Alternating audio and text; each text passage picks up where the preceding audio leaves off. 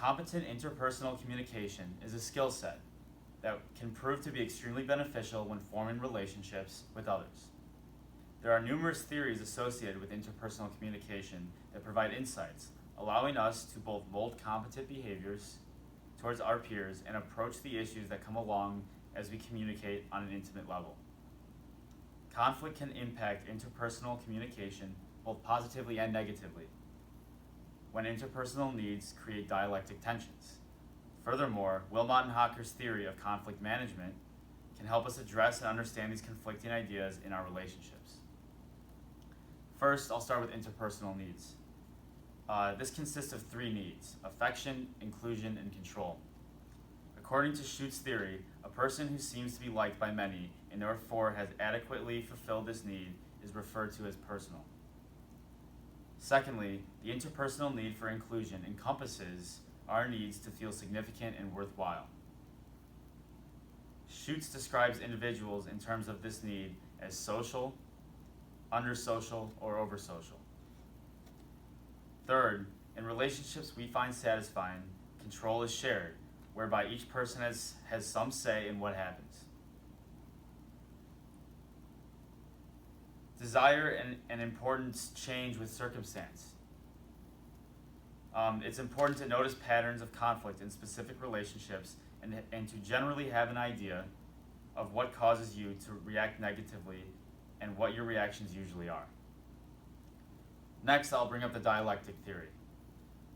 Relationships, as well as individuals, confront many tensions that push and pull in many directions at the same time. One of these push-pulls, are connection autonomy, which is when you connect with others but still retain some control.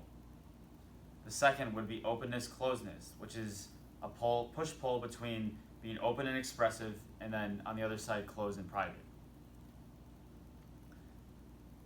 Thirdly, the novelty predictability, which is with predictability you're stable and consistent, but with novelty you're unique and different. Those are again more pushes and pulls. So when managing relational tensions, there are a couple of things at play here. Tensions come from both inside and the outside of the relationship. Another thing that's important to remember is that the least helpful technique is the denial of tension.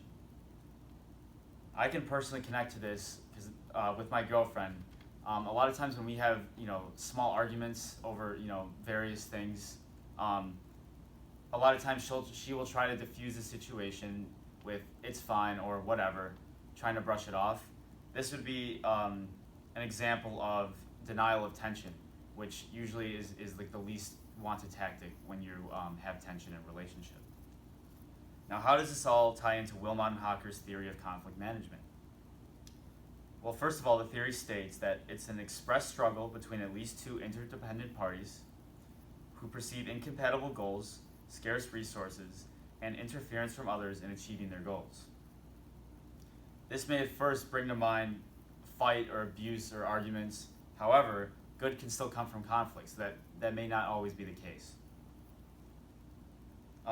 Another thing I'd like to bring up that's a part of Wilmot and Hocker's theory is a faulty attribution, such as errors concerning the causes of others' behaviors,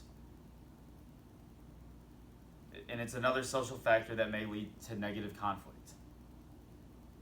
The way to correct this is by using empathy towards the other person.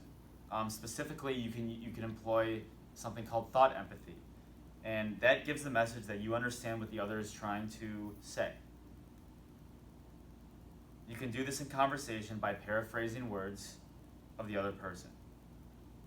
The way I can connect to this is I personally will bring up a faulty attribution of mine that occurred this summer. My girlfriend and I both go to school in Iowa. However, I'm from Illinois, so I came back home to Illinois to work for the summer, and she was very upset. She wanted us to stay together. So she brought up to me earlier this summer that I wasn't texting her enough or FaceTiming her enough because I was spending too much time with my friends and not giving her enough attention. As you can see, this ties back into how that push-pull with the dialectic theory, and then also brings into play the need for attention and affection from interpersonal needs.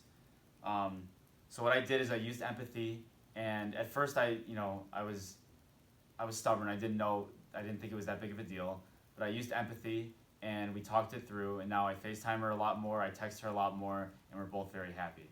So by using that empathy, I was able to resolve the situation and something beneficial came out of that conflict.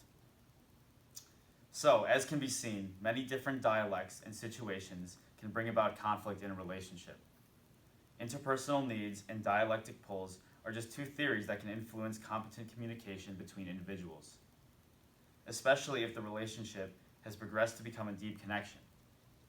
For better or for worse, conflict is an inevitable product of developing multiple relationships with others, and it's up to us to educate ourselves to competently form interpersonal relationships with the people around us who we value and love. Thank you.